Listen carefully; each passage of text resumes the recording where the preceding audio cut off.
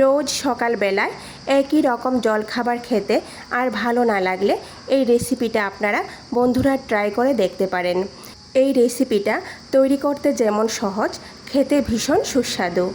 রাধে কৃষ্ণ বন্ধুরা, আমি টুলটুল, আর এই টুলটুলের রান্নাঘরে আপনাদের সবাইকে স্বাগত। সবার প্রথম এখানে 2 কাপ পরিমাণ আটা নিয়ে নেব। তারপর 2 চামচ পরিমাণ টক দই নিয়ে নেব। খুব সামান্য পরিমাণ লবণ দিয়ে দেব আর 1 চামচ পরিমাণ চিনি দিয়ে দেব। আটাটা কিন্তু অবশ্যই চেলে নিতে হবে। এবার অল্প অল্প গরম জল দিয়ে একটি সফট ডো তৈরি করে নেব। ডোটা একটু সফট করে মেখে নেব।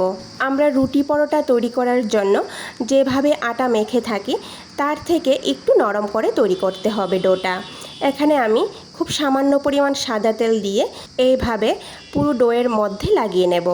এখানে কিন্তু সরিষার তেল ব্যবহার করা যাবে না। এবার এই ডোটাকে 30 মিনিটের জন্য ঢেকে রাখব। অন্যদিকে চুলায় একটা প্যান বসিয়ে এর মধ্যে 2 চামচ পরিমাণ ঘি দিয়ে দেব। ঘিটা যখন ভালো করে গরম হয়ে যাবে তখন এর মধ্যে একটা তেজপাতা দিয়ে, তেজপাতা থেকে যখন একটা সুন্দর গন্ধ আসবে তখন এর মধ্যে আমি ছোট বাটি মেপে হাফ বাটি পরিমাণ সুজি দিয়ে দেব। এর সঙ্গে খুব সামান্য পরিমাণ লবণ দিয়ে দেব। এবার সুজির একটু কালার চেঞ্জ হওয়া পর্যন্ত ভেজে নেব। 3 থেকে 4 মিনিট সময় লাগবে সুজিটা ভাজা হতে।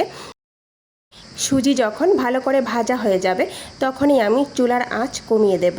তারপর সঙ্গে সঙ্গে এর মধ্যে 1 গ্লাস পরিমাণ ফোটানো গরম জল দিয়ে দেব। গরম জলের পরিবর্তে এখানে আপনারা দুধও ব্যবহার করতে পারেন। এবার এর মধ্যে 3 চামচ পরিমাণ গুঁড়ো দুধ দিয়ে দেব। আপনারা যদি গরুর দুধ ব্যবহার করেন তাহলে গুঁড়ো দুধ দেওয়ার কোনো প্রয়োজন নেই। তার সঙ্গে 3 চামচ পরিমাণ চিনি দিয়ে দেব। এবার অনবরত নাড়াচাড়া করতে থাকব। আর চুলার আঁচ কিন্তু একদমই বাড়িয়ে দেওয়া যাবে না। কম আঁচে অনবরত নাড়াচাড়া করার পর দেখবেন সুজিটা আস্তে ঘন হয়ে আসছে। আর যখন এইভাবে ঘন হয়ে যাবে তখনই আমি চুলার আঁচ বন্ধ করে দেব, কারণ সুজিটা যখনই ঠান্ডা হবে তখন কিন্তু আরেকটু শুকিয়ে যাবে। এবার খুব সামান্য পরিমাণ কিশমিশ দিয়ে সুজিটাকে ঢেকে রাখব। আপনারা আপনাদের পছন্দ মতো ড্রাই ফ্রুটস এর মধ্যে দিতে পারেন। এবার মেখে রাখা ডোর মধ্যে খুব সামান্য পরিমাণ আটা দিয়ে আবারও কয়েক সেকেন্ডের জন্য ডোটাকে একটু মেখে নেব।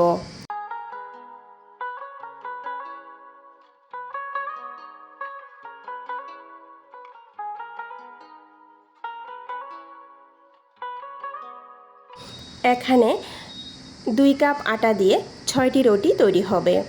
আর যে লেচিগুলি কেটে নিয়েছি, লেচিগুলো মাঝারি আকারের, না বেশি ছোট না বেশি বড়। এবার খুব সামান্য পরিমাণ আটা এর উপর ছড়িয়ে দিয়ে একটু লম্বা করে রুটির মতো বেলে নেব। বন্ধুরা, নর্মাল যে রুটি হয়, নর্মাল রুটি থেকে একটু ভারী করে বেলে নেব। অন্যদিকে আগে আমি চুলায় প্যান বসিয়ে রেখেছিলাম গরম হওয়ার জন্য। প্যানটা যখন ভালো করে গরম হয়ে যাবে তখনই আমি চুলার আঁচ মাঝারিতে রেখে রুটিটা প্যানের মধ্যে দিয়ে দেব। কয়েক সেকেন্ড পর রুটিটা উল্টে দেব। এইভাবে 2 থেকে 3 বার রুটিটাকে উল্টে পাল্টে একটু সেঁকে নেব। তারপর 1 চামচ পরিমাণ সাদা তেল রুটির উপর এইভাবে ছড়িয়ে দিয়ে উল্টে পাল্টে একটু লাল হওয়া পর্যন্ত ভেজে নেব। আপনারা এখানে তেলের পরিবর্তে ঘিও ব্যবহার করতে পারেন। এই দেখুন, একটা রুটি হয়ে গেছে। এইভাবে প্রত্যেকটি রুটি আমি তৈরি করে নেব। ভিডিওটি সম্পূর্ণ দেখার অনুরোধ রইল। কেমন হয়েছে কমেন্ট করে নিশ্চয়ই জানাবেন। আর যদি ভালো হয়ে থাকে তাহলে সবার শেষে লাইক, শেয়ার আর সাবস্ক্রাইব করে দেবেন। নমস্কার, আজকে এই পর্যন্তই।